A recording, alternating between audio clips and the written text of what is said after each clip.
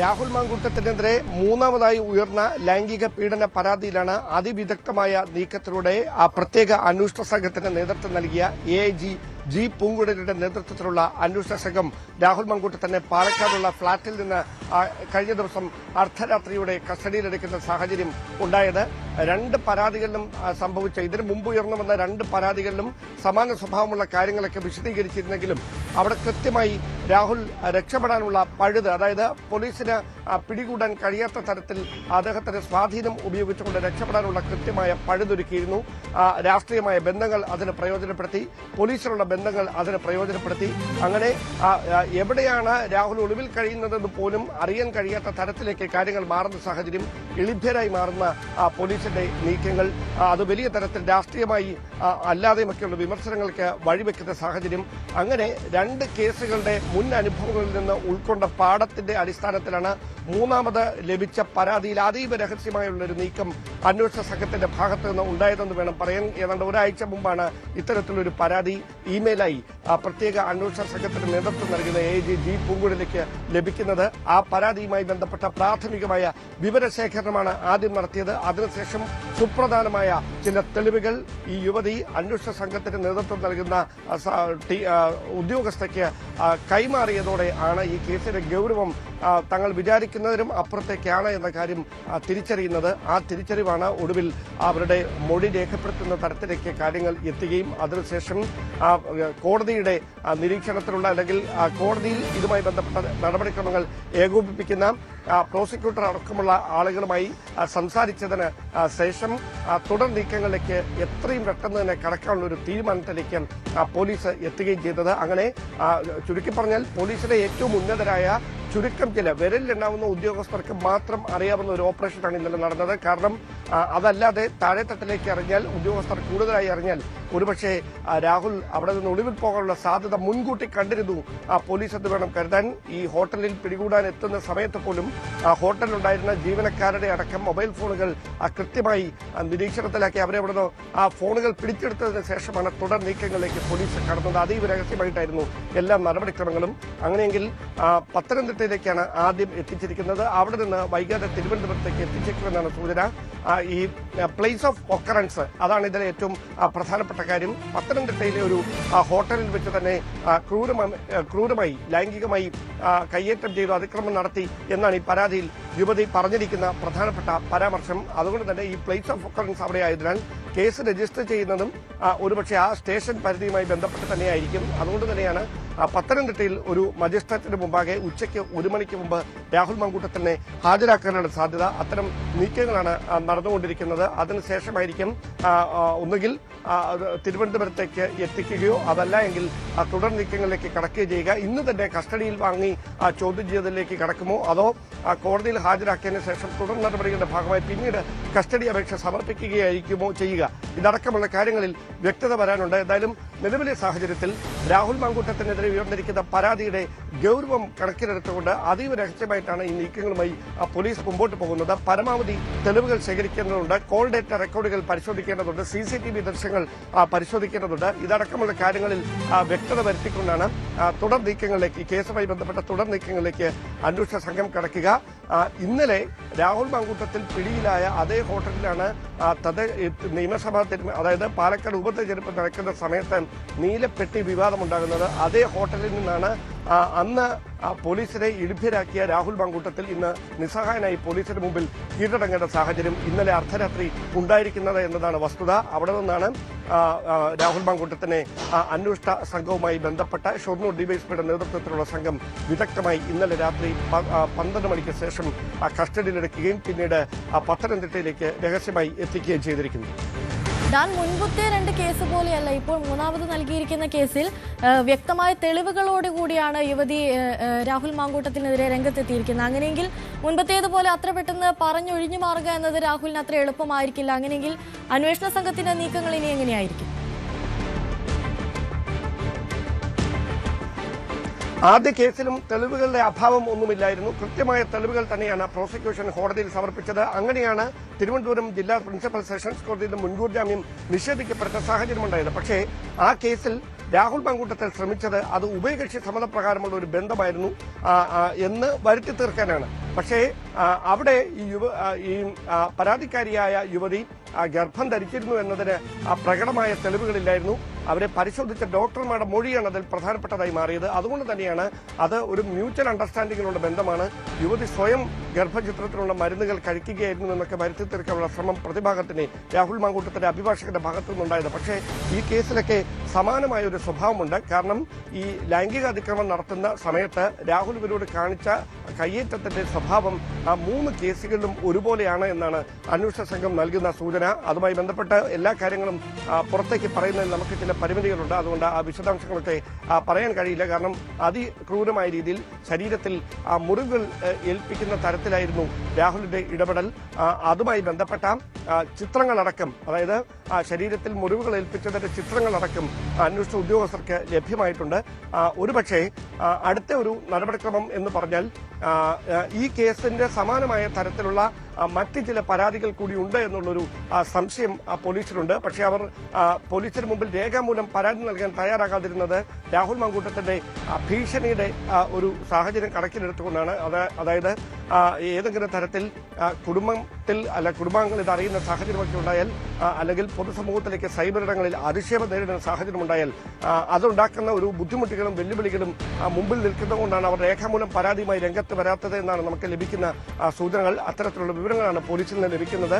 പക്ഷേ അവർക്ക് കൃത്യമായി ഇതുമായി ബന്ധപ്പെട്ട ചില സൂചനകൾ അന്വേഷണ ഉദ്യോഗസ്ഥർക്ക് ലഭിച്ചിട്ടുണ്ട്. എന്തായാലും അതീവ രഹസ്യമായി നടത്തിയ ഒരു നീക്കത്തിൽ രാഹുൽ മാങ്കൂട്ടത്തിനെ പോലീസ് കുടുക്കിയിരിക്കുന്നു. ഒന്നിൽ പിഴച്ചാൽ 3 എന്ന് പറയുന്നത് പോലെ ആദ്യ 2 കേസുകളിൽ രാഹുലിനെ അറസ്റ്റ് ചെയ്യാൻ കഴിഞ്ഞിരുന്നില്ല അന്വേഷണ സംഘത്തിന്. പരാതി വരുമ്പോൾ തന്നെ അത് മാധ്യമങ്ങളിൽ വാർത്തയാകുന്നതിന് പിന്നാലെ രാഹുൽ മാങ്കൂട്ടത്തിൽ മുൻകൂർ ജാമ്യത്തിന് ഏറ്റവും പ്രധാനപ്പെട്ട കേരളത്തിലെ തന്നെ പ്രമുഖരായിട്ടുള്ള അഭിഭാഷകരുടെ സഹായം തേടുകയും ചെയ്ത സാഹചര്യമൊക്കെ ഉണ്ടായി. അത് പോലീസിനും വലിയ തരത്തിൽ വെല്ലുവിളിയായി. അങ്ങനെ 1ാമത്തെ കേസിൽ അറസ്റ്റ് തടഞ്ഞുകൊണ്ടുള്ള നടപടി 21-ാം തീയതി വരെ നീട്ടുകയും അതിൽ ഇരയായ യുവതി തന്നെ കക്ഷി ചേരണമെന്ന ആവശ്യം ഉന്നയിക്കുകയും അത് കോടതി അംഗീകരിക്കുകയും 21-ാം തീയതി ആ കേസിൽ വാദം നടക്കാനിരിക്കുകയും ചെയ്യുന്നതിനിടയിലാണ് വളരെ അപ്രതീക്ഷിതമായി രാഹുൽ മാങ്കൂട്ടത്തിന് കുരുക്കായി 3ാമത്തെ കേസ് വരികയും ആ 3ാമത്തെ കേസിൽ രാഹുൽ മാങ്കൂട്ടത്തിൽ ഇപ്പോൾ കസ്റ്റഡിയിലാകുകയും ചെയ്തിരിക്കുന്നത്. അങ്ങനെയാണെങ്കിൽ തുടർ നടപടികൾ എങ്ങനെയാകും എന്നതാണ് ശ്രദ്ധേയം. തലസ്ഥാനത്തേക്ക് എത്തിക്കുമോ, ക്രൈംബ്രാഞ്ച് ആസ്ഥാനത്ത് എത്തിക്കുമോ, അതോ പത്തനംതിട്ട എയർ ക്യാമ്പിൽ വെച്ച് തന്നെ വിശദമായ ചോദ്യം ചെയ്യൽ പൂർത്തിയാക്കിയതിനു ശേഷം മജിസ്ട്രേറ്റിന് മുമ്പാകെ ഹാജരാക്കുകയായിരിക്കുമോ ചെയ്യുക? ഇക്കാര്യങ്ങളിലൊക്കെയാണ് വ്യക്തത വരാനുള്ളത്. എന്തായാലും നിർണായകമായ നീക്കം പോലീസിന്റെ ഭാഗത്തുനിന്ന് രാഹുൽ മാങ്കൂട്ടത്തിനുമായി ബന്ധപ്പെട്ട കേസിൽ ഇന്ന് പുലർച്ചെ ഉണ്ടായിരിക്കുന്നു. അതാണ് ഇപ്പോൾ പത്തനംതിട്ടയിലേക്ക് രാഹുലിനെ കസ്റ്റഡിയിലെടുത്ത് എത്തിക്കുന്നതടക്കമുള്ള നടപടിയിലേക്ക് കാര്യങ്ങൾ നയിച്ചിരിക്കുന്നതും. ഇനി തെളിവ് ശേഖരണത്തിന്റെ ഭാഗമായുള്ള CCTV ദൃശ്യങ്ങൾ ഈ ഹോട്ടലിൽ നിന്നടക്കം ശേഖരിക്കേണ്ട ഒരുപക്ഷെ ആ പ്രാഥമികമായ പരിശോധനകളൊക്കെ നടത്തിയിട്ടുണ്ട് എന്നുള്ള വിവരങ്ങൾ കൂടി ഉണ്ട്. അത് സ്ഥിരീകരിക്കുന്നില്ല പോലീസ്. അത്തരത്തിലുള്ള സൂചനകൾ കൂടി ലഭിക്കുന്നുണ്ട്. എന്തായാലും വിശദമായ തെളിവ് ശേഖരണം, പഴുതുകളടച്ചുള്ള തെളിവ് ശേഖരണം, അത് അതിനുവേണ്ടി CDR കോൾ ഡേറ്റ റെക്കോർഡുകൾ, ഈ ഇരുവരുടെയും കോൾ ഡേറ്റ റെക്കോർഡുകൾ, യുവതി നാട്ടിലെത്തിയെന്ന് പറയുന്ന സമയത്തെ വിശദാംശങ്ങൾ അതടക്കമുള്ള പരമാവധി തെളിവുകൾ ശേഖരിക്കാനുള്ള നീക്കമാണ് പോലീസ് നടത്തിക്കൊണ്ടിരിക്കുന്നത്.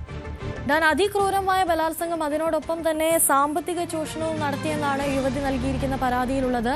ഈ സാമ്പത്തിക ചൂഷണം എന്ന ഒരു കാര്യം കടന്നു വരുമ്പോൾ അന്വേഷണത്തെ അത് ഏത് രീതിയിലൊക്കെ വഴിതിരിച്ചു വിടും? എന്തൊക്കെ നടപടികളായിരിക്കും അതിനെതിരെ സ്വീകരിക്കുന്നുണ്ടാവുക?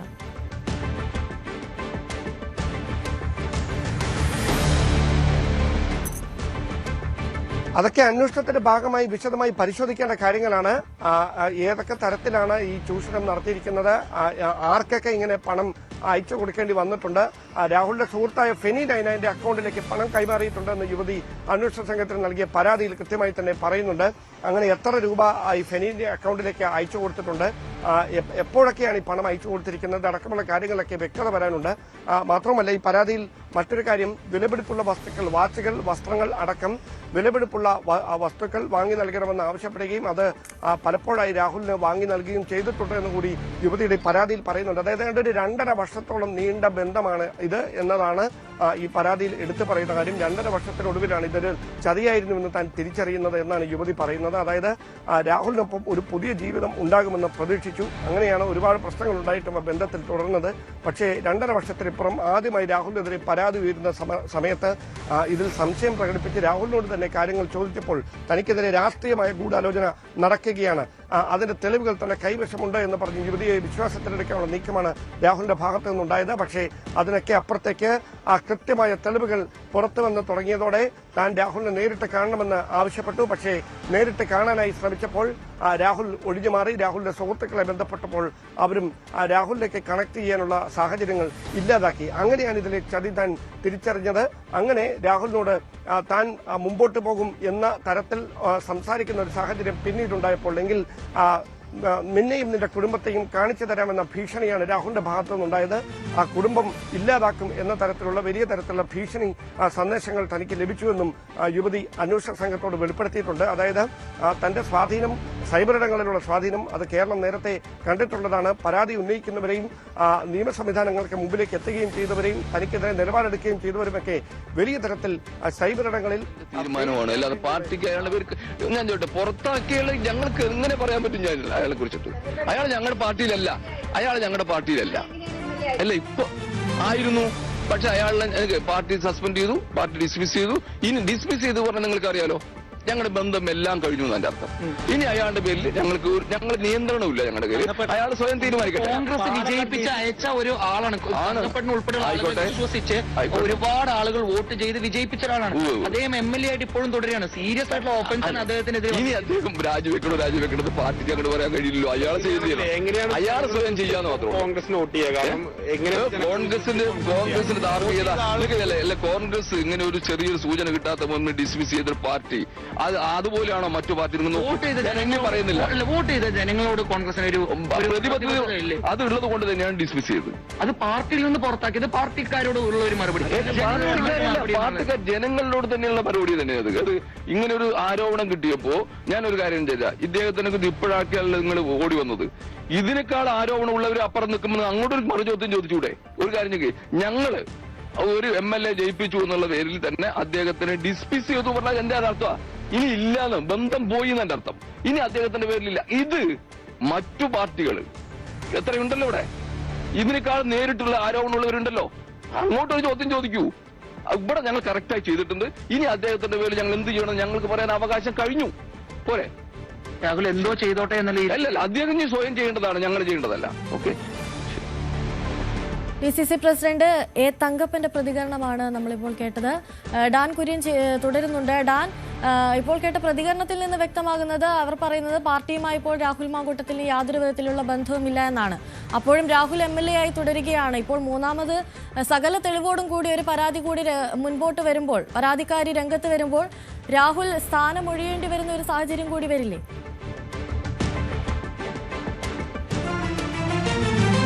ഒരുപക്ഷെ ഗൗരവമായ തരത്തിലേക്ക് ഈ കേസുകൾ മാറുന്നു എന്ന് വേണം കരുതാൻ. കാരണം ആദ്യ 2 കേസുകളിൽ അറസ്റ്റ് നടക്കാതിരിക്കുകയും അത് അറസ്റ്റ് തടയുകയും ഹൈക്കോടതിയിൽ വലിയ തരത്തിൽ വാദമുഖങ്ങളൊക്കെ ഉയരാനിരിക്കുന്നതേ ഉള്ളൂ. അതിന്റെ ഒരു ആശ്വാസത്തിലായിരുന്നു രാഹുൽ മാങ്കൂട്ടത്തിൽ. അതിനിടയിലാണ് അപ്രതീക്ഷിതമായി ഈ 3ാമത്തെ കേസ് ഉയർന്നു വരുന്നത്. അതിൽ തന്നെ രാഹുലിന് ഏറ്റവും വലിയൊരു വെല്ലുവിളിയായി മാറിയിരിക്കുന്നത് ഇത് സംബന്ധിച്ച ഒരു സൂചനകളും, ഇത് ഏത് കേസിലാണ് അറസ്റ്റ് ചെയ്തതെന്നുള്ള കാര്യം കസ്റ്റഡിയിലെടുക്കാൻ പോലീസ് സംഘം വീട്ടിലെത്തിയപ്പോൾ മാത്രമാണ് രാഹുൽ, അല്ലെങ്കിൽ ഫ്ളാറ്റിലെത്തിയപ്പോൾ മാത്രമാണ് രാഹുൽ മാങ്കൂട്ടത്തിൽ അറിയുന്നത്. അവിടെ വെച്ച് ഡിഫെൻഡ് ചെയ്യേണ്ട നീക്കമൊക്കെ ആദ്യം ഉണ്ടായിരുന്നെങ്കിലും അത് അങ്ങനെ പ്രതിരോധിക്കാൻ ശ്രമിച്ചിട്ട് കാര്യമില്ല. കൃത്യമായ തെളിവുകളുടെ അടിസ്ഥാനത്തിലാണ് എന്ന് ഉദ്യോഗസ്ഥർ നിർബന്ധപൂർവ്വം പറഞ്ഞതിന്റെ അടിസ്ഥാനത്തിലാണ് രാഹുൽ അന്വേഷണ സംഘത്തോട് സഹകരിച്ചത് എന്നാണ് നമുക്ക് അവിടെ നിന്ന് ലഭിക്കുന്ന സൂചനകൾ. കാരണം ഏത് കേസുമായി ബന്ധപ്പെട്ട്, അതായത് ആദ്യത്തെ 2 പരാതികൾ മാത്രമേ നിയമ സംവിധാനങ്ങൾക്ക് മുമ്പിലുള്ളൂ. ആ 2 പരാതികളിൽ ഒരു പരാതിയിൽ മുൻകൂർ ജാമ്യാപേക്ഷ പ്രിൻസിപ്പൽ സെഷൻസ് കോടതിയിൽ നിന്ന് ലഭിക്കുന്നു. മറ്റൊരു പരാതിയിൽ ഹൈക്കോടതിയിൽ അറസ്റ്റ് തടഞ്ഞുകൊണ്ടുള്ള ഉത്തരവ് നിലനിൽക്കുന്നു. ഇങ്ങനെ 2 പരാതികളെ രാഹുലിന്റെ അറിവിലും തനിക്കെതിരെ വന്നതായി അറിയുള്ളൂ. അതിനിടയിൽ അർദ്ധരാത്രിയിൽ പോലീസ് ഉദ്യോഗസ്ഥർ, വനിതാ പോലീസുകാരടങ്ങുന്ന സംഘം ഫ്ളാറ്റിലേക്ക് എത്തുന്നു. പെട്ടെന്ന് ഡോറിൽ മുട്ടിവിളിച്ച് രാഹുലിനെ കസ്റ്റഡി എടുക്കുന്നു എന്ന് പറയുമ്പോൾ സ്വാഭാവികമായി രാഹുലിന് സംശയം വരും. കാരണം കോടതി അറസ്റ്റ് തടഞ്ഞ ഒരു കേസിൽ എങ്ങനെ തന്നെ അറസ്റ്റ് ചെയ്യാനാകും? അപ്പോഴാണ് അന്വേഷണ സംഘത്തിന് കുറച്ച് കാര്യങ്ങളെങ്കിലും വിശദീകരിക്കേണ്ടി വന്നത്. വഴങ്ങിയേ കഴിയൂ. കാരണം കൃത്യമായ തെളിവുകളുടെയും പരാതിയുടെയും അടിസ്ഥാനത്തിലാണ് വന്നിരിക്കുന്നത്. കാരണം ഈ ഷൊർണൂർ ഡിവൈഎസ്പി അല്ല ഈ കേസിലെ അന്വേഷണ ഉദ്യോഗസ്ഥൻ. തിരുവനന്തപുരത്ത് പോലീസ് ആസ്ഥാനത്തെ AG ജി പൂങ്കുഴലിയാണ് അവരുടെ നേതൃത്വത്തിലാണ് പ്രത്യേക അന്വേഷണ സംഘത്തിന്റെ പ്രവർത്തനം. പാലക്കാട് SP-യുടെ നിർദ്ദേശത്തിന്റെ അടിസ്ഥാനത്തിൽ ഷൊർണൂർ ഡിവൈഎസ്പി അടങ്ങുന്ന സംഘം, അതായത് വളരെ കുറച്ച് ഉദ്യോഗസ്ഥർക്ക് മാത്രം അറിയാവുന്ന ഒരു ഓപ്പറേഷനാണ് ഇന്നലെ അർദ്ധരാത്രിയോടെയാണ്. ഒരാഴ്ചയ്ക്ക് അകത്തെ കൃത്യമായ നടപടിക്രമങ്ങൾക്കൊടുവിലാണ് ഇന്നലെ രാഹുലിനെ കസ്റ്റഡി എടുക്കേണ്ട തീരുമാനത്തിലേക്ക് പോലീസ് വൃത്തങ്ങൾ എത്തുന്നത്. അങ്ങനെ വളരെ കുറച്ച് ഉദ്യോഗസ്ഥർക്ക് മാത്രം അറിയാവുന്ന ഒരു നീക്കം.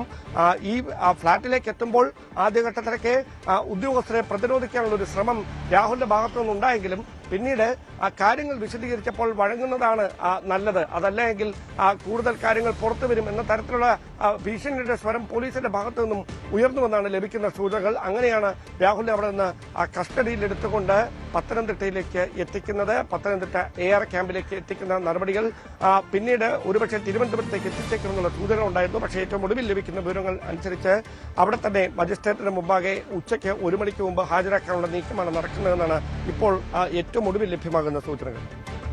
അതുപോലെ തന്നെ ഇപ്പോൾ രാഹുൽ മാങ്കൂട്ടത്തിനെതിരെ പുറത്തു വന്നിരിക്കുന്ന 3 പരാതികൾ, ആ പരാതികളിലൊക്കെ ഉന്നയിച്ചിരിക്കുന്ന ആരോപണങ്ങൾ ഉള്ള സമാനതകൾ, അതൊക്കെ അന്വേഷണത്തിന്റെ ഭാഗമായി വരില്ലേ?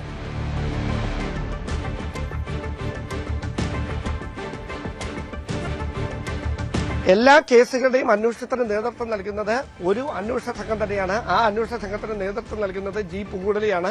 അതുകൊണ്ട് തന്നെ ഈ 3 പരാതികളിലും സമാന സ്വഭാവമുണ്ട് എന്ന് ആദ്യഘട്ടത്തിൽ തന്നെ അവർ മനസ്സിലാക്കിയിരുന്നു.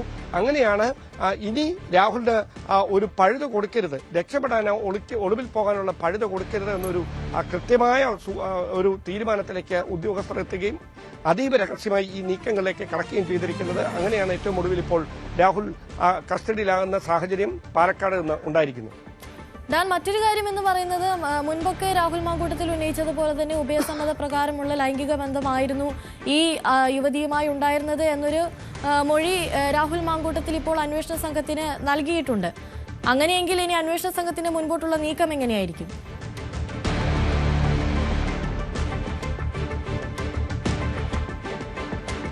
അതായത് ഈ കേസുമായി ബന്ധപ്പെട്ട് അങ്ങനെ ഒരു കാര്യം ഉണ്ടായിട്ടില്ല. അതായത് മറ്റ് വിശദാംശങ്ങളൊക്കെ പുറത്തു വരാനിരിക്കുന്നതേ ഉള്ളൂ. പക്ഷേ ഇവിടെ തെളിവുകളായിരിക്കും ഏറ്റവും പ്രധാനപ്പെട്ട ഒരു വെല്ലുവിളിയായി രാഹുലിന് മാറുകയെന്നാണ് സൂചന. നമുക്ക് അതുമായി ബന്ധപ്പെട്ട ചില വിവരങ്ങൾ മാത്രമാണ് ലഭിക്കുന്നത്. അതായത് ഈ യുവതിയെ ഭീഷണിപ്പെടുത്തിയതിന്റെ അടക്കമുള്ള കൃത്യമായ തെളിവുകൾ അന്വേഷണ സംഘത്തിന് അവർ കൈമാറിയിട്ടുണ്ടെന്നുള്ള വിവരങ്ങളാണ് വരുന്നത്. അതായത് വിവാഹം കഴിക്കാമെന്ന് ഉറപ്പ് നൽകി, അങ്ങനെ ഉറപ്പ് നൽകി അതുമായി ബന്ധപ്പെട്ട കാര്യങ്ങൾ സംസാരിക്കുന്നതിന് വേണ്ടിയിട്ടാണ് ഇവരെ പത്തനംതിട്ടയിലുള്ള ഒരു ഹോട്ടലിലേക്ക് നേരിട്ട് കണ്ട് സംസാരിക്കുന്നതിന് എത്താൻ ആവശ്യപ്പെടുകയായിരുന്നു. സ്വന്തം പേരിൽ മുറിയെടുക്കാൻ ആവശ്യപ്പെടുന്നു. അങ്ങനെ അവർ മുറിയെടുത്ത് കാത്തിരിക്കുന്നു. രാഹുൽ ആ മുറിയിലേക്ക് വരികയും ഒന്നും സംസാരിക്കാതെ തനിക്ക് നേരെ കടന്നാക്രമണം നടത്തുകയും ചെയ്തുവെന്നാണ് ഈ പരാതിയിൽ പ്രധാനമായി പരാമർശിച്ചിരിക്കുന്ന കാര്യം. അതുകൊണ്ട് തന്നെ രാഹുലിന്റെ വാദമുഖങ്ങൾ കൃത്യമായി ഖണ്ഡിക്കുന്നതിനുള്ള തെളിവുകൾ അന്വേഷണ സംഘത്തിന് യുവതി കൈമാറിയിട്ടുണ്ട് എന്ന വിവരങ്ങളാണ് ലഭിക്കുന്നത്. കൂടുതൽ വിവരങ്ങൾ കൈമാറാനുണ്ട് എന്നുള്ള കാര്യം അവർ അന്വേഷണ സംഘത്തോട് വെളിപ്പെടുത്തുകയും ചെയ്തിട്ടുണ്ട്. അങ്ങനെയെങ്കിൽ ഒരുപക്ഷെ അന്വേഷണ സംഘം ആവശ്യപ്പെടുന്നതിനനുസരിച്ച് ഈ ഡിജിറ്റൽ തെളിവുകളടക്കം അവർ കൈമാറിയേക്കും. ഏറ്റവും പ്രധാനപ്പെട്ടതായി മാറാൻ പോകുന്നത് രാഹുലിനോട് DNA പരിശോധനയുടെ ഭാഗമായി രാഹുലിന്റെ രക്തസാമ്പിളുകൾ ആവശ്യപ്പെട്ടുകൊണ്ട് ഒരു ഇമെയിൽ സന്ദേശം ഒരു ഏജൻസി അയച്ചിട്ടുണ്ട് എന്നാണ് ഈ പരാതിയിൽ പറയുന്നത്. അങ്ങനെയെങ്കിൽ ആ ഇമെയിൽ സന്ദേശത്തിന് രാഹുൽ മറുപടി നൽകിയില്ല എന്നും പറയുന്നു. അത് എപ്പോഴാണ് സംഭവിച്ചിരിക്കുന്നത്? ഇത്തരം ഈ കാര്യങ്ങളൊക്കെ ഈ DNA പരിശോധനയ്ക്ക് സാമ്പിൾ ആവശ്യപ്പെട്ടുകൊണ്ട് രാഹുലിന് ഇമെയിൽ സന്ദേശത്തിന് ഒരു ഏജൻസി കൈമാറിയത് എപ്പോഴാണ്? ഇതടക്കമുള്ള കാര്യങ്ങൾ, ഈ സമയം വളരെ പ്രധാനപ്പെട്ടതാണ്. അതടക്കമുള്ള കാര്യങ്ങളിൽ വിശദമായ പരിശോധനകൾ ഒരുപക്ഷെ നടന്നേക്കും. എന്തായാലും കൃത്യമായി രാഹുൽ മാങ്കൂട്ടത്തിൽ ഈ യുവതിയെ ഭീഷണിപ്പെടുത്തിയിരുന്നുവെന്ന് വ്യക്തമാക്കുന്ന തെളിവുകൾ ലഭിച്ചിട്ടുണ്ട് എന്നാണ് അന്വേഷണ സംഘം നൽകുന്ന സൂചന. അതിന്റെ അടിസ്ഥാനത്തിലാണ് തങ്ങൾ കടുത്ത ഒരു നീക്കത്തിലേക്ക് കടന്നതെന്നും അവർ പറഞ്ഞു വെക്കുന്നുണ്ട്. ഒരുപക്ഷെ ഈ കേസുമായി ബന്ധപ്പെട്ട പരമാവധി തെളിവുകൾ ആദ്യഘട്ടത്തിൽ തന്നെ ശേഖരിച്ചതിന് ശേഷമാണ്. കാരണം ഒരു MLA-യാണ് അറസ്റ്റ് ചെയ്യുന്നത്. നമുക്കറിയാം നിലവിലെ രാഷ്ട്രീയ സാഹചര്യങ്ങൾ, നിയമസഭാ തെരഞ്ഞെടുപ്പ് അടുത്തു വരുന്ന ഒരു പശ്ചാത്തലം. അവിടെ ഏതെങ്കിലും തരത്തിൽ രാഹുൽ മാങ്കൂട്ടത്തിന് പറഞ്ഞു നിൽക്കാൻ കഴിയുന്ന തെളിവുകൾ രാഹുലിന്റെ കൈവശം ഉണ്ടാകുന്ന ഒരു സാഹചര്യം വരികയും ഈ അന്വേഷണ സംഘത്തിന്റെ ഉദ്ദേശത്തെ ചോദ്യം ചെയ്യപ്പെടുന്ന സാഹചര്യമൊക്കെ ഉണ്ടാകുകയും ചെയ്താൽ സർക്കാരിന് വലിയ തരത്തിൽ പ്രതിക്കൂട്ടിലാകുന്ന ഒരു നടപടിയായി മാറും. അങ്ങനെ ഒരു കേസിലാണ് വളരെ ജാഗ്രതയോടെ തന്നെ ഇതുമായി ബന്ധപ്പെട്ട പരമാവധി വിവരശേഖരണം നടത്തിയതിനു ശേഷം ഒരു നിർണായകമായ നീക്കത്തിലേക്ക് അന്വേഷണ സംഘം കടക്കുന്ന സാഹചര്യം ഉണ്ടായത് എന്നതാണ് എടുത്തു പറയേണ്ടുന്ന കാര്യം. എന്തായാലും സുപ്രധാനമായ ഒരു നീക്കം വളരെ രഹസ്യമായി അന്വേഷണ സംഘം നടപ്പിലാക്കുകയായിരുന്നു. ചുരുക്കം ചില ഉദ്യോഗസ്ഥർക്ക് മാത്രം അറിയാവുന്ന ഒരു കാര്യം, ഏറ്റവും പ്രധാനപ്പെട്ട കാര്യം, രാഹുലുമായി ഈ കേസിന്റെ അന്വേഷണത്തിന്റെ പല ഘട്ടങ്ങളിൽ ഉൾപ്പെട്ടിരുന്ന ഉദ്യോഗസ്ഥരിൽ ചിലർക്ക് ബന്ധമുണ്ടെന്നുള്ള ആക്ഷേപം പോലീസിൽ തന്നെ നേരത്തെ ഉയർന്നതാണ്. രാഹുൽ ഒളിവിൽ കഴിയുന്നത് കൃത്യമായി ഇവർക്ക് കൂടി അറിയാവുന്ന തരത്തിലാണ് എന്ന തരത്തിലുള്ള വിമർശനങ്ങൾ ഉയർന്നു. പക്ഷേ അതിനൊന്നും പോലീസ് കൃത്യമായ മറുപടി ആ വിമർശനങ്ങൾക്ക് ആദ്യഘട്ടത്തിൽ നൽകിയിരുന്നില്ല. പിന്നീട് അന്വേഷണ സംഘത്തിലെ ചില ഉദ്യോഗസ്ഥരെ മാറ്റുന്ന സാഹചര്യം ഉണ്ടാകുന്നു. ഏറ്റവും ഒടുവിലാണ് പൂങ്കുഴലിക്ക് അന്വേഷണത്തിന് ചുമതല ലഭിക്കുന്നത്. പൂങ്കുഴലി നേരിട്ട് തന്നെയാണ് ഇതുമായി ബന്ധപ്പെട്ട എല്ലാ കാര്യങ്ങളിലും, അതായത് തെളിവ് ശേഖരണവും അതോടൊപ്പം തന്നെ മൊഴിയെടുക്കലും അടക്കമുള്ള കാര്യങ്ങൾ നേരിട്ട് തന്നെയാണ് എല്ലാം ഏകോപിപ്പിച്ചത്. മറ്റാരെയും കൂടുതലധികം ഉദ്യോഗസ്ഥരെ ആരെയും ഈ വിവരങ്ങളൊന്നും ധരിപ്പിച്ചിരുന്നില്ല. അങ്ങനെയാണ് നിർണായകമായി ഈ അറസ്റ്റ് അല്ലെങ്കിൽ കസ്റ്റഡി എടുക്കുന്ന സാഹചര്യം ഇന്നലെ പുലർച്ചെയോടെ ഉണ്ടായിരിക്കുന്നത്. കൂടി ചേരുന്നുണ്ട് കൂടുതൽ വിവരങ്ങളുമായി മിഥുൻ. ഞാൻ നേരത്തെ സൂചിപ്പിച്ചതുപോലെ തന്നെ ഇപ്പോൾ ലഭിച്ചിട്ടുള്ള 3 പരാതികളിലും സമാനമായ ആരോപണങ്ങളാണ് അതിജീവിതകൾ ഉന്നയിച്ചിട്ടുള്ളത്. ആ ആരോപണങ്ങളെ പറ്റിയും അതിനെപ്പറ്റിയുള്ള കൂടുതൽ വിശദാംശങ്ങൾ, പരാതികളെ പറ്റിയുള്ള കൂടുതൽ വിശദാംശങ്ങൾ എന്തൊക്കെയാണ്?